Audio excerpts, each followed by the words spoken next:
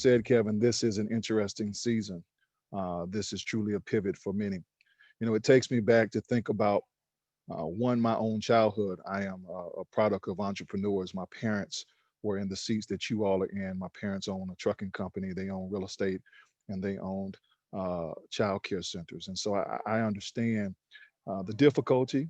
I understand the freedom. I understand the euphoria, and I also understand that there are times for pivots. In my own life, as you heard, I have spent a good bit of time in law and a good bit of time in federal government as well. And I recall when I was beginning to pivot out of that, and a friend of mine asked me to put down on a piece of paper 5 companies in Atlanta that I might want to work for. And I put down 5 companies, and Chick-fil-A was not one of those. And frankly, I didn't anticipate being at Chick-fil-A.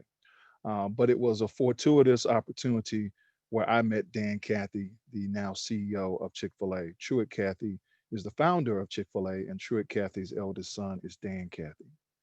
And I remember that I started at Chick-fil-A around this time in 2011. And I remember being excited because even though I hadn't put down Chick-fil-A as one of my companies, I was very familiar with Chick-fil-A. I was familiar from early days going to South DeKalb Mall, and they had a tray of chicken nuggets out, and they would allow you to sample them. And at the time, I was about 6 years old, and I would go take a nugget, and I would walk down the mall. Then I would come back, and I would take another nugget, and I would do this about 3 or 4 times until my mother realized that I was stealing the nuggets. And so my mother at some point told me, Rodney, that's stealing. You can't do that. I said, well, they were giving away. She said they were giving one, not as many as you took. And she said, but what I want you to do is I want you to go out and I want you to research Chick-fil-A. And so I did. I researched Chick-fil-A, and I researched Truett Cathy. And I found out that one Chick-fil-A was just down the street from where I was. And I found out that it was started in a little restaurant called the Dwarf House. And it was called the Dwarf House was because it was so small. And now I was getting to Chick-fil-A, and Chick-fil-A was a multi-billion-dollar company. And I remember early on in my time at Chick-fil-A, Truett asked me to come to his office. At that time, Truett was in his 90s. He still was coming to work on a regular basis. And he asked me to come, and he said, Rodney, I know that Dan hired you. And I said, yes, sir, he did. He said, but you must understand 2 things. One, you work for me, not for Dan. And I said, I understand. And then he said, two, I want you to understand that this company is built on purpose. It's more than just a chicken sandwich. It's built on the people. It's built on connecting with people and uplifting people. And later on, I heard a story about a pivotal time in Chick-fil-A's life. And it was interesting how Truett reacted to this time. It was in the 80s, and Chick-fil-A, frankly, was not doing well. Chick-fil-A had new competitors at the time, Boston Chicken and others, and Chick-fil-A was having a difficult time growing. And so they went off to a place in Rome, Georgia, that Truett had property. And so the executive team came there, and you would think that they would do X's and O's, and you would think that they would do strategy on how can they improve the bottom line, the finances of the corporation. But instead, what Truett did was, let's go back to our soul. Let's go back to the reason why we started Chick-fil-A. Let's go back to our purpose. Let's go back to our humanity. And they came out of that meeting with a corporate purpose that still endures today. And if you look up Chick-fil-A, you will see this corporate purpose. If you come to our campus, you will see it inscribed in stone. And it goes like this. Chick-fil-A's purpose is to glorify God by being a good and faithful steward of all that has been entrusted to us, and to have a positive influence on everyone that comes in contact with Chick-fil-A. Fast forward from that corporate purpose on, Chick-fil-A now is, by any accounts, the 3rd largest quick service restaurant in the world. We will hit approximately $15 billion at the end of this year. And Chick-fil-A continues to focus on care. I think personally, even beyond Chick-fil-A, to my own stories and a time in which I physically had to pivot. March 30th, 2017 in Atlanta, I'm going to meet some friends in downtown Atlanta. I live north of the city. In order to get into the city, or at least the easiest way to get into the city, I take I-85 straight into the city. And it's about a 15-minute ride on most days, even with traffic for me. But on this day, I got there, and as I was going down I-85, I noticed that there was a large plume of smoke. I began to notice that there was fire. I began to notice that traffic was slowing down, and I noticed at some point there was pandemonium. Literally, it looked as if we had been attacked. Literally, it looked as if we were on fire. And I didn't know what to think. We didn't know what to think.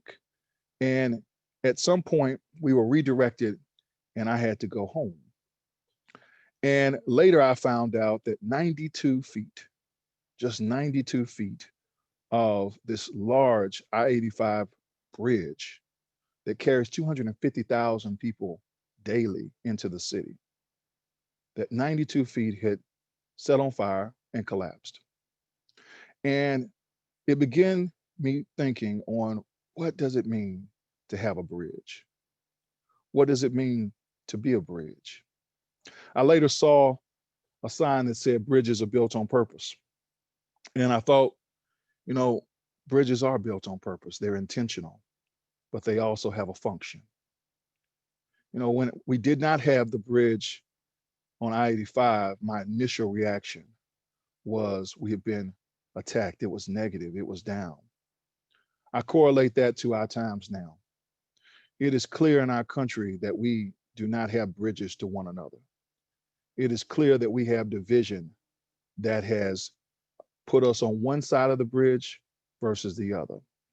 And as small as it may be, 92 feet in the case of I-85, and maybe even just a few feet in our own cases, it is a chasm that is causing all sorts of problems.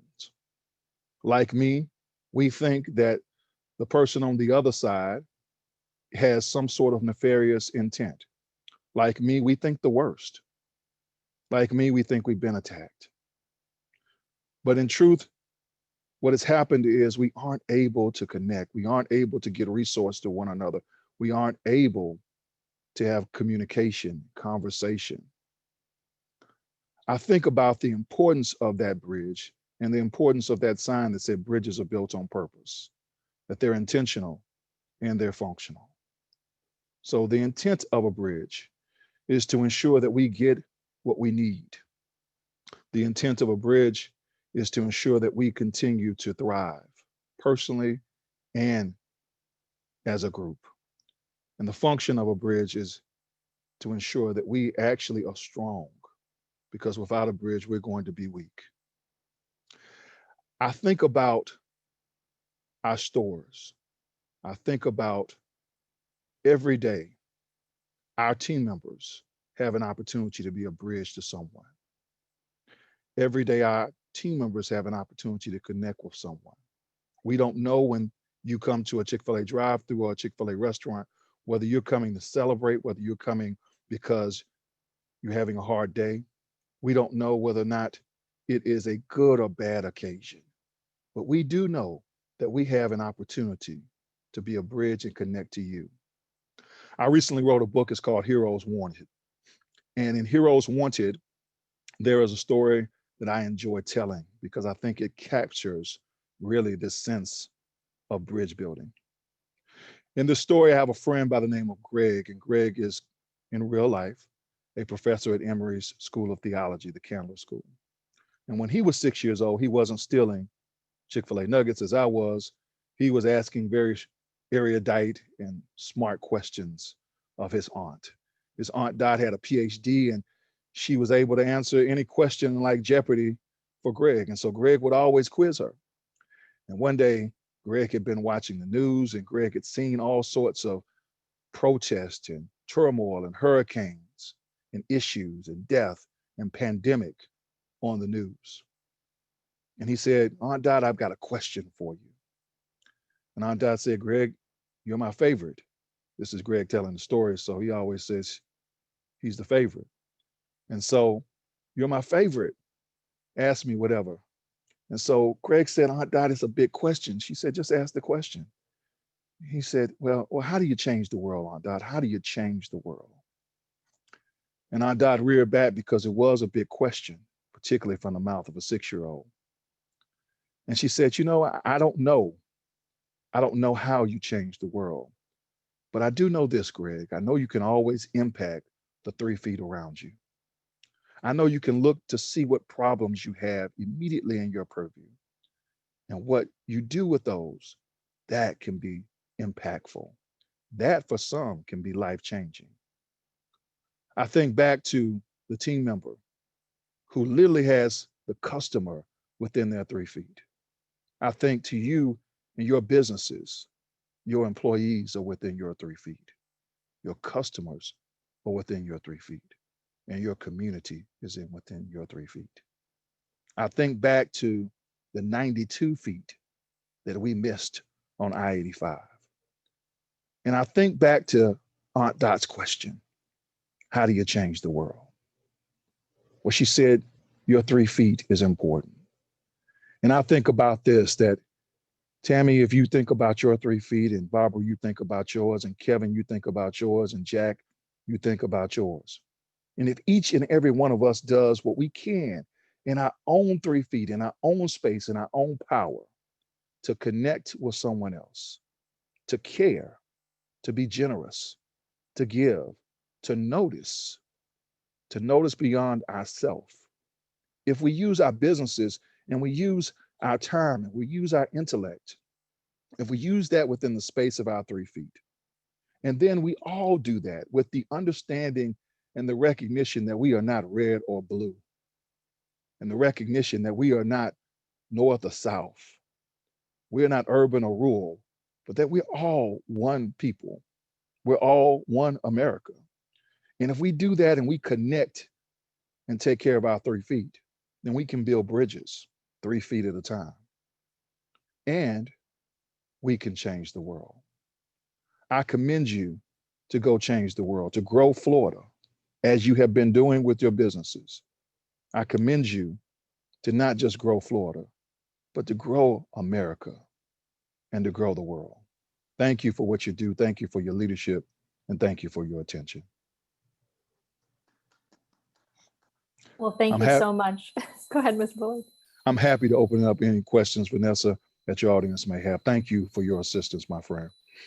Perfect. Thank you so much, Mr. Bullard. And on behalf of everybody here today, we're honored to have you had spent some time with the group. I'm seeing lots of just wonderful words of thanks and praise coming in on the chat. And so we do have some time for some Q&A with Mr. Bullard. If there's a specific question that you would like to ask, please feel free to put that in the chat window. To kind of kick us off and get started, I will pose a question to Mr. Bullard on behalf of the group. If you can share a little bit more with the group about Chick-fil-A's specific response to the pandemic, some of the things that you may have experienced. Absolutely. So the pandemic hit us initially, as it hit everybody, unexpectedly and hard. We had to close down our dining rooms. And so a good bit of our business flows through our dining rooms. And we had to retool to some degree our drive-throughs. Now, we were in a good position in that we have a strong app, and we also for many of our drive-through locations, the bulk of their business goes to that drive-through even prior to the pandemic. But now we were put in a place where all of our business in many cases was going through the drive-through. And so good investments, good insight really helped us go from a time in which we were dropping at about 25% to in which we now are growing at a rate of about 8.9%, and we'll hit our goals for the year beyond what we expected, quite frankly. And so it really was innovation, but it was also care, because I think one of the reasons why people are coming to Chick-fil-A is because they can trust us. They can trust that we're going to take care of your health.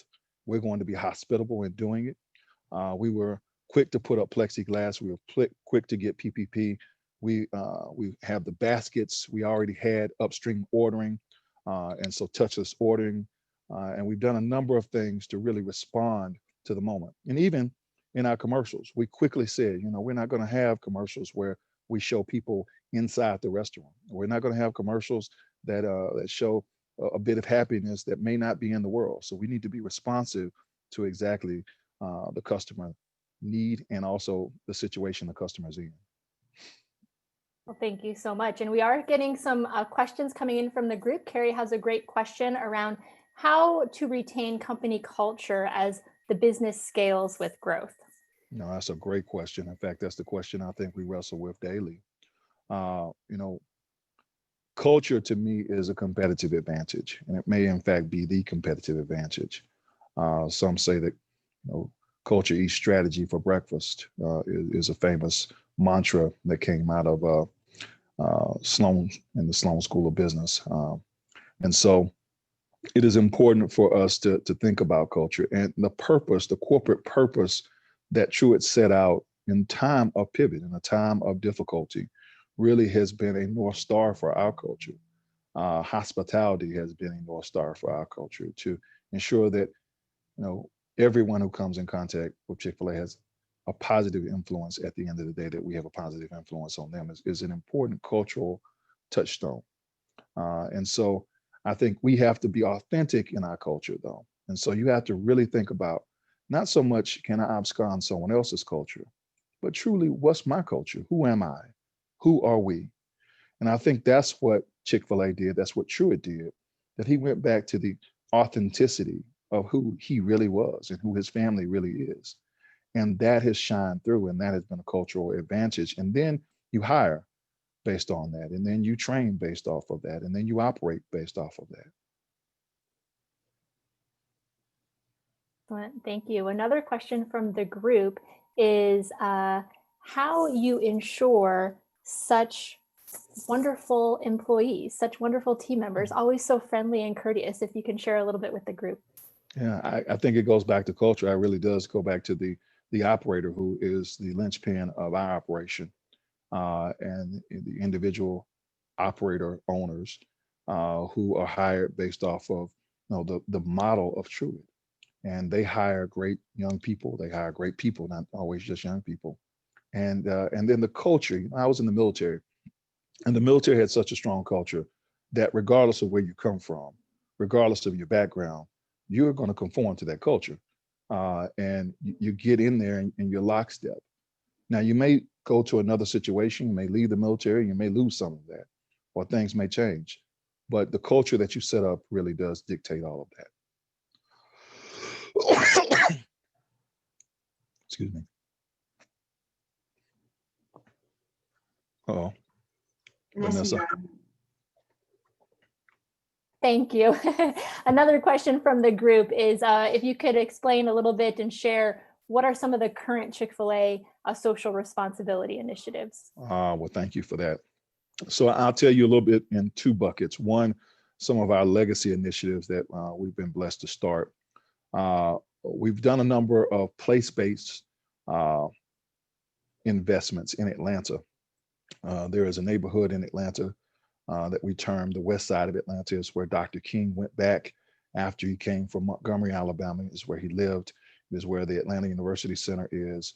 But that neighborhood has fallen behind over the last 75 years. As the city of Atlanta has grown, that neighborhood has led Atlanta in all the wrong ways. Largest open air heroin market in the Southeast. At one point, the largest foreclosure in the country. The death rate or the crime rate is ridiculous, as well as the death rate is ridiculous, the murder rate. And so we have invested over $50 million into those neighborhoods for education. A school called Hollis STEM Academy, in which we teach entrepreneurship and help the Atlanta public schools system teach entrepreneurship. Start a nonprofit organization called the West Side Future Fund that literally buys up land to ensure affordable housing, because now, quite frankly, that neighborhood is going through a gentrifying period because it's so close to downtown Atlanta and things are going well in the city. We also, from that place-based initiative, have started partnerships with Junior Achievement, started partnerships as well with other organizations. So Junior Achievement, right there in Florida, we have several operations where we're a part of those organizations with Junior Achievement that help teach entrepreneurship. And we've got our operators involved throughout the country in about 30 different locations.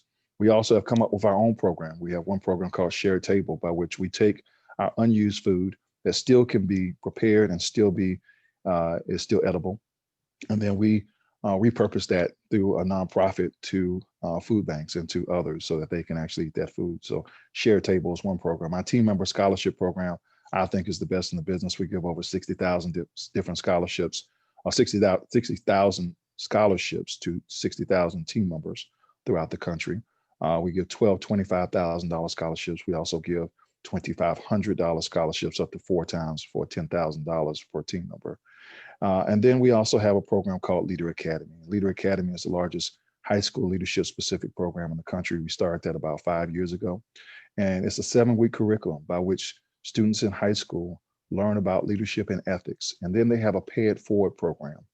And that is very interesting how the kids come up with this program. Sometimes it's a senior prom, or sometimes it's helping a kid with autism.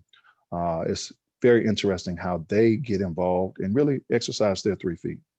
And finally, we have a program called the Beloved Benefit, which I'm very excited about. And if you all go to belovedbenefit.org, you'll see this. We don't put our name on it, but it is a program, it's an evening, quite frankly. It's an evening that we host. In 2019, we hosted it, and it was 2,500 of our closest neighbors in Atlanta. We had Bruno Mars as our entertainment, Steve Harvey as our host, and the purpose was to bring Atlanta together, because we realized we have so many have and have-nots. Oftentimes that is divided across ethnic and racial lines, and we wanted to bring Atlanta together. So this was not black tie. This was an opportunity for people to come together as they were. We didn't have fortressed off round tables, so you couldn't have your own table. We had family style seating, and we had family style eating. And we had a big party, and we raised $5 million for those neighborhoods that I was referring to earlier. And everybody could come. And we raised enough money so that it was not a matter of could you afford a ticket, and we gave away tickets. And so that was a wonderful event to bring Atlanta together in the sense of the beloved community, which is Dr. King's vision of us coming together as one. And so we're excited about that. And finally, we have the True Inspiration Awards. So if you are interested in a grant from the Chick-fil-A Foundation, you can apply to the True Inspiration Awards. And that is a wonderful way for your local operator to nominate your organization or your nonprofit that you may be affiliated with or be aware of. And then we have a competitive process. Some of it is on our app, and you can vote on the app as to who you want to be selected for the True Inspiration Award. And then we bring them to Atlanta, at least in non-pandemic times. And we have a big black tie event. We have celebrity host. We have an award that's literally made by the Emmys, the same people who make the Emmys. And we celebrate those organizations. And then we uplift them with social media. We uplift them with training and consultation, and we help them grow. So that's a few of the things we're doing. We're doing a lot more, quite frankly, and my folks will be mad at me if I don't talk about those things, but I can't put all of it into this call. Well, thank you so much. I think we've got time for just one more question. And we've talked about culture, and the Chick-fil-A culture is just so richly embedded and rooted. What are your thoughts? Do you think companies can be taught culture? You know, I think culture really is one of those things that emanates, well, I say this, every company has a culture. And so whether you know it or not, you have a culture. I think the question is, how are you shaping and molding that culture? And how are you forming that culture? And to some degree, how are you embracing that culture? And so that is an imperative from the leader. That's an imperative from, in some cases, the founder, but at least the leader of the company has to make that determination and push. And it's not just a one-time thing. It is a daily job. When Truett wanted Chick-fil-A employees to say, "My pleasure," and I hope that you have heard that in the past, he said it, and 5 years later, he was still saying it before it actually took root. And so it is something that you have to continue to work at, and something that you have to continue to create icons and touchstones and ceremonies, and just show that this is important, and show who you are through your giving, show who you are through your service, and through your operations as well.